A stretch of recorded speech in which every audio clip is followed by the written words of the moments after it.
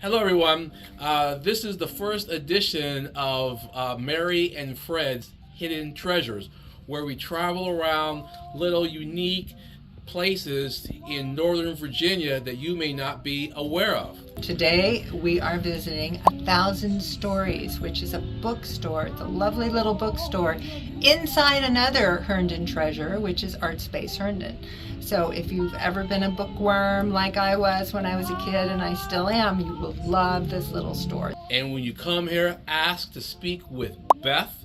She is phenomenal. She will give you a good tour of this wonderful place and let you see all the wonderful books that are here that you may not see on Amazon. And they are independent, so it would be great for everyone to come out and support them because it's so critical for us to maintain local bookstores. Support small business. And we're going to get a word from Beth right now.